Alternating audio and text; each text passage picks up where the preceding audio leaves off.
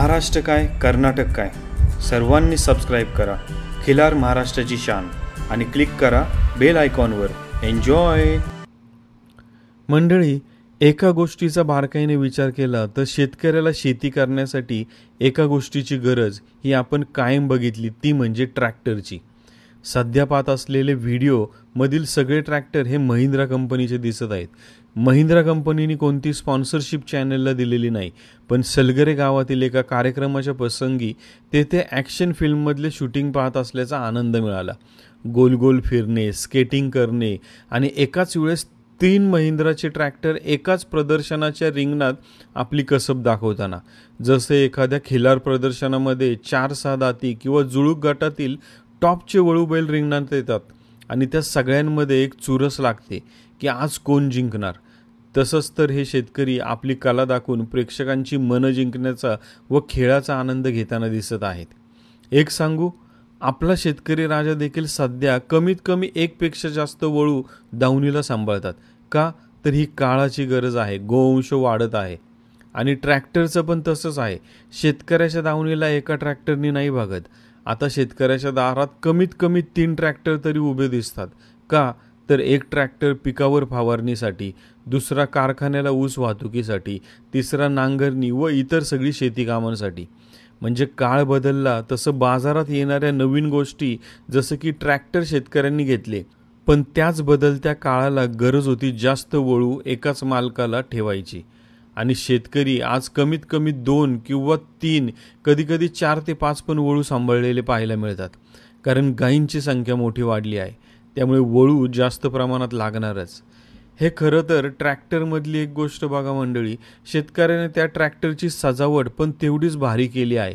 त्यावर रंगकाम, ट्रॅक्टरला लागणारा साज, अशा सगळ्या गोष्टींचा वापर करून ट्रॅक्टर सुंदर सजवला आहे. जसा बैलपोळ्याच्या दिवशी शेतकरी बैलाला देखील सजवतो. आज शेती कामात ट्रॅक्टरचा वापर तर मोठ्या प्रमाणात होत आहेच, पण त्याचबरोबर आपली संस्कृती, परंपरा याची जाणीव सगळ्यांना आहे. त्यामुळे बैल देखील मोठ्या प्रमाणात सांभाळले जात आहे. काही जण 25% बैलांचा आणि 75% ट्रॅक्टरचा वापर शेतीत करतात. आता येथे प्रत्येकजण त्याच्या त्याच्या गरजेनुसार वापर करताना दिसतो. बरेच जण असे पण आहेत एक वर्ग की ज्यांना शर्यतीची आवड नाही, शेती नाही किंवा शेती असली तरी बैलांवर करत नाही, पण तरीही बैल सांभाळताना हे लोक आपल्याला दिसतात. असा जो प्रेक्षक वर्ग तो नक्कीच आपल्याला अभिमानास्पद आहे. कारण काही असू द्या, पण नादापायी गोवंश जपला जातोय यांच्या माध्यमातून. पाहूया आजच्या व्हिडिओच्या माध्यमातून वळू मालक रावसाहेब तिरपणकर यांनी सांभाळलेल्या वळूंची माहिती भाग 2 मध्ये. मालक, आता आम्ही तुमच्या दावणीला असलेल्या एका प्रसिद्ध वळू बैलाची माहिती घेतली, त्याची सर्व माहिती. त्याचबरोबर मुलाखतीच्या सुरुवातीला तुम्ही गायीचं पण महत्त्व सांगितलं.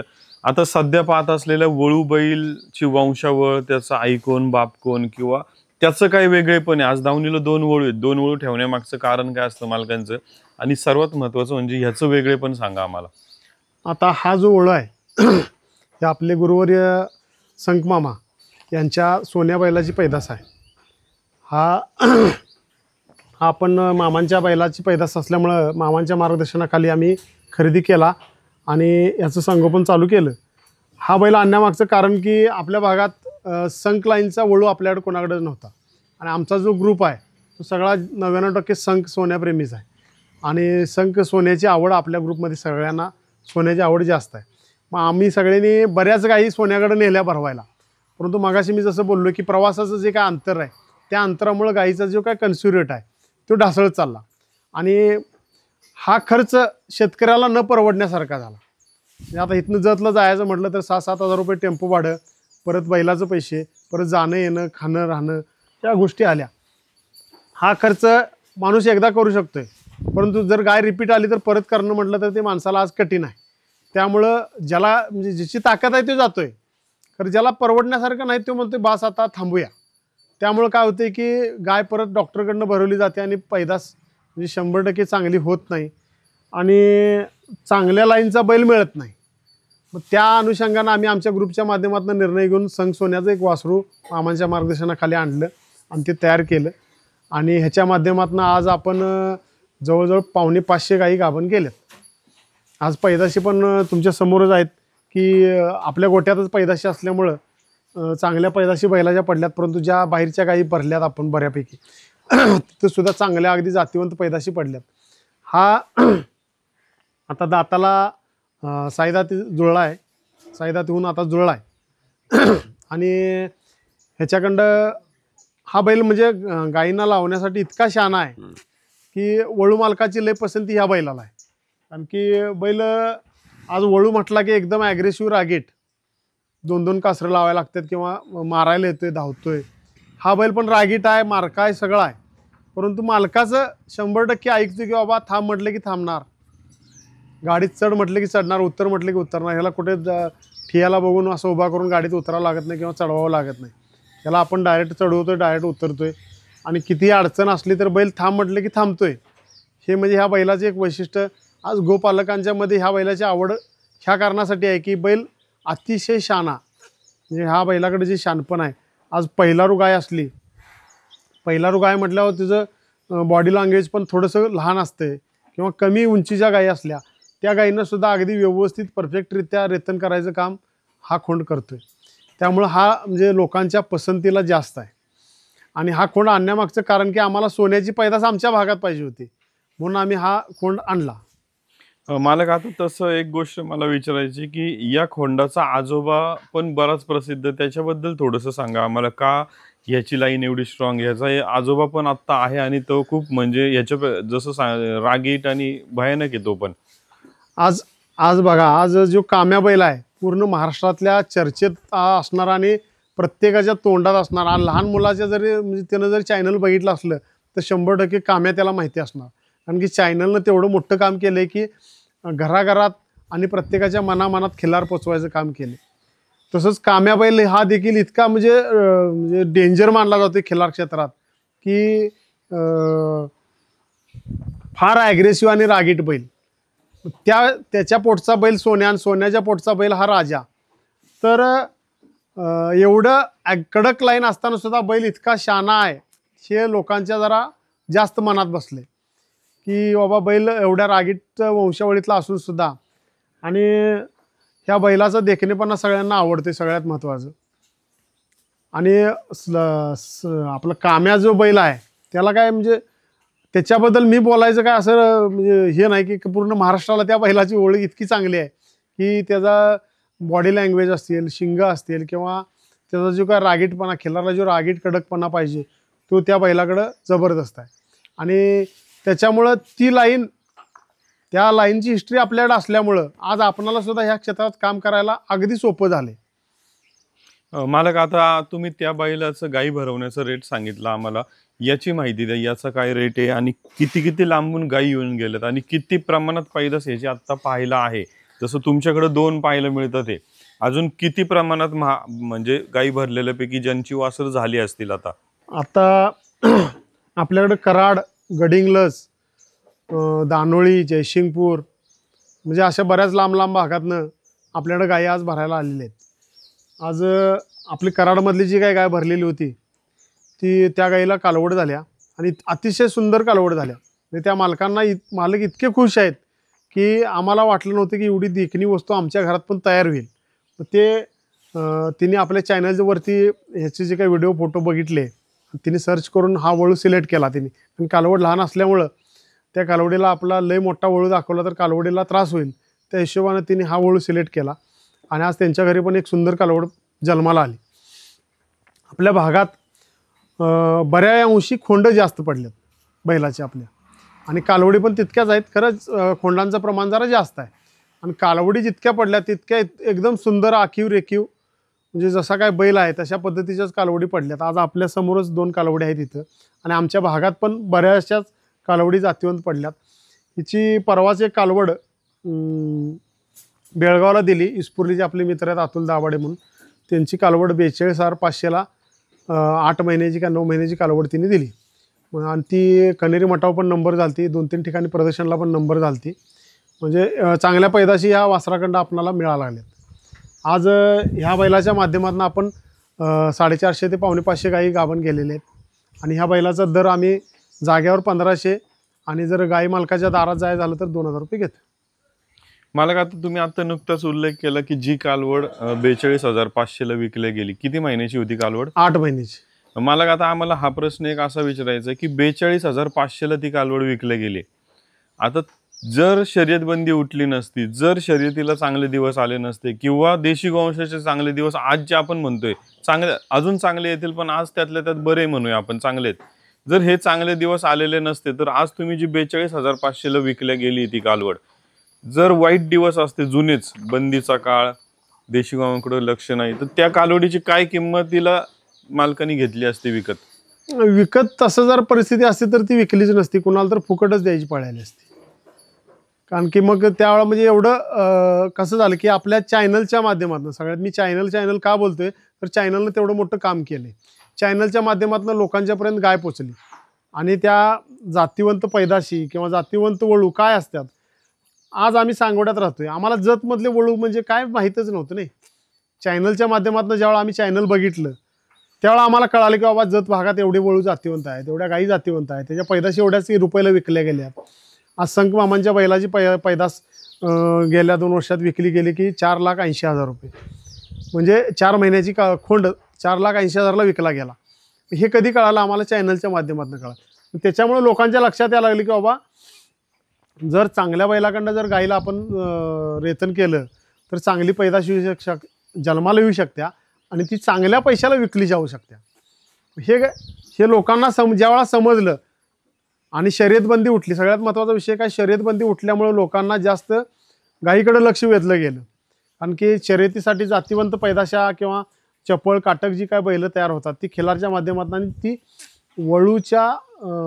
वळूकडनं जर गाय गाभण गेली तर त्याच्या माध्यमातून जास्तीत जास्त पैदाशी ह्या शर्यत क्षेत्रामध्ये काम करायला तयार होत्यात. ते आरत परत असेल, पट्टा पद्धत असेल किंवा गाडा पद्धत असेल, ह्या सगळ्याला ती बैलं जी तयार करायचं काम करते ते वळू क्षेत्रातनं, वळूकडं गाभण गेलेल्या ज्या गायी आहेत त्यांच्यापासून जी होणारी वासरं आहेत त्या माध्यमातून ती वासरं आपल्याला शर्यत क्षेत्राला मिळालेली आहेत. आणि हे जर शर्यतबंदी जर उठली नसती, तुम्ही म्हणताय त्या पद्धतीनं, तर गाईला पण किंमत राहिली नसती आणि त्या जन्माला येणाऱ्या वासरांना सुद्धा किंमत मिळाली नसती. हे शर्यत क्षेत्र चालू झाल्यामुळं किंवा बंदी उठल्यामुळं आज गाईला पण 100% चांगले दिवस आल्यात. आणि मला त्याच्या पुढे जाऊन हे बी सांगायचं आहे, ज्यांच्या घरी बैल आहे त्यांच्या घरात शर्यत नाही, गाय नाही, खरं बैल सांभाळायची जिद्द आहे किंवा त्यांची परंपरा आहे, तिने बैल सांभाळायचं, म्हणजे त्याच्याशी आणि शर्यत क्षेत्राशी त्याचा म्हणजे एक बाजूचा आपण विचार करतोय की शर्यत क्षेत्रामुळे गायीला चांगले दिवस आले. मला त्याच्या पुढे जाऊन हे बी सांगायचं आहे, आज आमच्या घरी आम्ही ज्यावेळेस शर्यत करत नव्हतो त्यावेळी बी बैलं होती, शर्यत बंदी होती त्यावेळी बी बैलं होती, आणि शर्यत चालू झाली त्यावेळी पण बैलं आहेतच. म्हणजे असा एक वर्ग आहे की जो शर्यतीचा आणि त्यांचा काडीचा संबंध नाही, तर 100% दावणीला चांगली बैलं सांभाळतात. म्हणजे आपण म्हणतोय शर्यतीमुळं 100% शर्यतीमुळं गायींना किंवा बैलांना चांगले दिवस आले, खरंच आहे. परंतु एक असा वर्ग आहे की ज्या वर्गाकडं 100% पिढ्यानपिढ्या तिने बैलं सांभाळल्यात आणि जातीवंत बैलं सांभाळल्यात.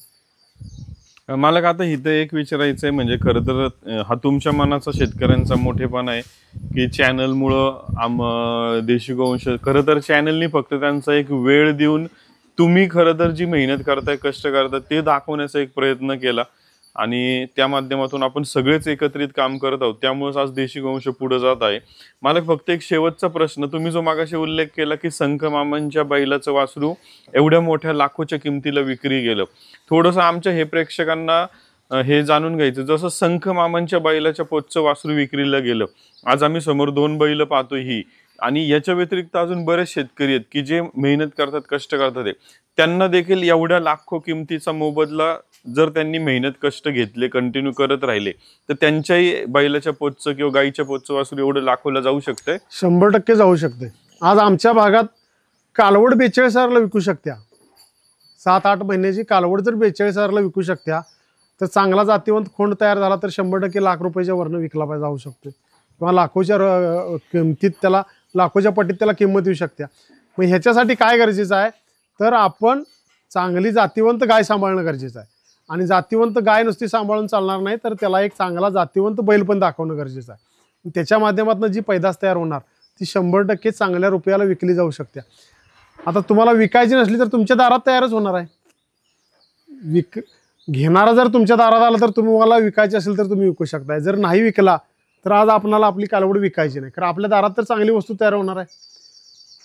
हा फायदा कधी होणार आहे, जर तुम्ही चांगली गाय शुद्ध बीजापोटी फळे रसाळ गोमटी जसं म्हटलं जाते तसं जर चांगली पैदास तयार करायची असेल तर तुम्हाला जातीवंत गाय शोधणं गरजेचं आहे. आणि जातीवंत गायीला जातीवंत बैल जर चांगल्या ब्लड लाईनचा बैल जर तुम्ही दाखवला तर 100% होणारी पैदाशी जातीवंतच तयार होणार. आणि ती चांगल्या रकमेला विकली तर जाऊ शकतेच. नाही तुम्हाला विकायची नसली तर तुमच्या दारात एक चांगली वासरू किंवा चांगली गाय तयार होणार 100%. मालक आता दावणीला 2 वळू आहेत. एखादा गाई मालक फोन करतो, तुमच्या बैलांचे फोटो व्हिडिओ पाहिलेले असतात, तो म्हणतो की आम्हाला हा बैल भरायचा, फोन करतो येतो. पण असं होतं कधी तो आलेला असतो, हा बैल भरायला भरतो तो बैल, त्याला तो आवडतो. आणि हा एक प्रश्न. आणि दुसरा प्रश्न हा की दावणीला 2 वळू तुम्ही आहेत, ह्या वळूची वासरं कुठल्या कामाला जातात आणि त्या वळूची वासरं कुठल्या कामाला जातात, हे 2 फरक आम्हाला कमी शब्दात सांगा की हे ह्या कामासाठी वासरू जाईल, हे ह्या कामासाठी. आता कसं आहे, असं तुम्ही म्हणताय, असं झालंय बऱ्याचदा की बैल दाखवायला येतात हा आणि दाखवतात हा, किंवा हा दाखवायला येतात आणि दाखवतात तो, असं झालंय बऱ्याचदा. कारण की इथं आल्यानंतर माणसाच्या मनात कुठली वस्तू किंवा कुठला बैल भरल हे सांगता येत नाही. फोटोत बघणं किंवा चॅनलच्या माध्यमातून बघणं आणि प्रत्यक्षात बघणं, जसं तुम्ही प्रत्येक वेळी सांगताय की आवर्जून एकदा तरी भेट द्या, म्हणजे ज्या त्या वळू मालकाला तुम्ही आवर्जून स्वतः भेट द्या. भेट दिल्यानंतरचा जो काय अनुभव आहे किंवा जे फिलिंग्स जे भेट दिल्यानंतर मिळतात ते आपल्या व्हिडिओ किंवा फोटोमध्ये लक्षात येत नाही मिळणार तेवढं. मग असं बऱ्याचदा झाले की हा बैल दाखवायला आल्यानंतर तो बैल दाखवायला गेलाय, किंवा तो बैल दाखवायला आल्यानंतर हा बैल दाखवायला गेलाय. आता प्रत्येकाचा एक चष्मा वेगळा असतोय. आता बऱ्या अंशी हिची वासरं जातीवंत तयार होणार किंवा शर्यतीसाठी सुद्धा तयार होणार असं कित्येक लोकांचं म्हणणं आहे. तसंच ह्या बैलाचं सुद्धा तसंच आहे की ह्या बैलाची वासरं कडक निघणार किंवा शर्यतीसाठी सुद्धा निघणार आणि दुधाळ पण निघणार, हे दोन्ही पण म्हटलं जाते. परंतु कसं शेतकऱ्याला कुठला बैल आवडेल, इथं आल्यानंतर गाडीतनं उतरलं की, आता गाडीतनं उतरलं की तुम्हाला एक फर्स्ट रिॲक्शन मिळते की बाबा बैल उठणार, तुमच्याकडे बघणार किंवा असं पायानं जमीन उकरायला चालू करणार. ह्याच्यात जी गोष्ट तुमच्या मनाला भावत्या त्याच्यावर माणूस सिलेक्ट करतो की बाबा नाही बस मला हाच वळू दाखवायचा आहे. असं पण झाले बऱ्याचदा. आज ह्या आपल्या खोंडाची वासरं अगदी आरत परतला पळण्यासारखी सुद्धा तयार झाले.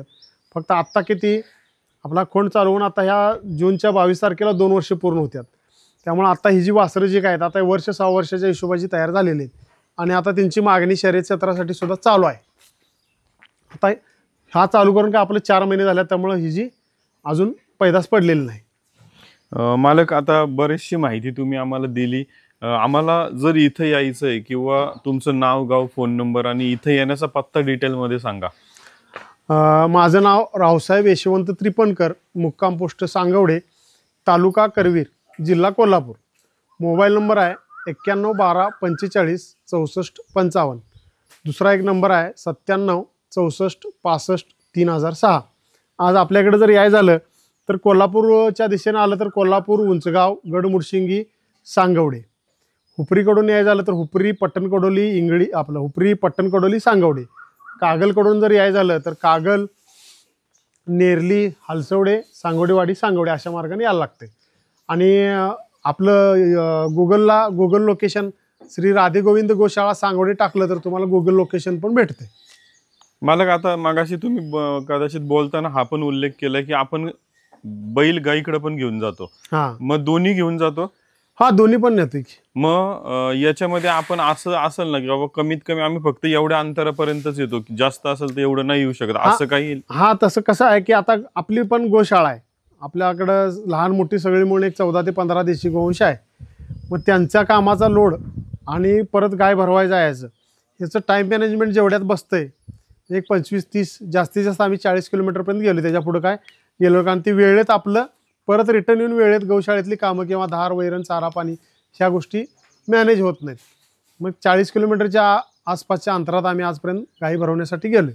आता हा प्रश्न आम्ही म्हणजे ही काळजी खरं तर आम्ही गाई मालकांना कायम विचारत असतो की गाय बैलाकडे घेऊन गेल्यानंतर जसं तुम्ही पण उल्लेख केला की गायीची आपदा होत असते, हे होत असतं, ते होत असतं, किंवा रोड चांगले नाही, गाडी फास्ट मारण्यामध्ये ते हे राहणं, तसं बैल गायीकडे घेऊन जाण्यामध्ये बैलाची पण तेवढं काहीतरी आपदा किंवा काय हे होत असेल, उभं राहून जाणं, हे असेल ते असेल, काय होतं म्हणजे?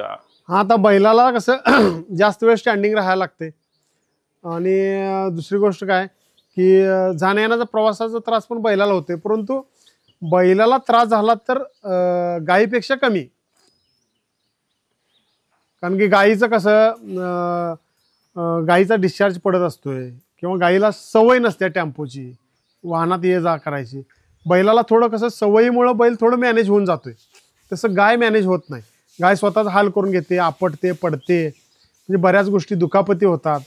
ह्या गोष्टी बैलाच्या बाबतीत घडत नाहीत, कारण बैलाला सवय असल्यामुळं प्रवासाची त्या गोष्टी घडत नाहीत. बैलाला त्रास होतोय नाही असं नाही, खरं रुटीन सवय राहिल्यामुळं गायीपेक्षा नक्कीच कमी त्रास बैलाला होतो. नमस्कार, माझं नाव युवराज पाटील, राणा हलसडे, तालुका करूर, जिल्हा कोल्हापूर. हे कालवड आपण मेंढेगिरी सागर बिरादारांच्या बाजीचे आहे आणि कालवड आत्मीतून खरेदी केली आहे. खिल्लार महाराष्ट्राची शान, खिल्लार महाराष्ट्राची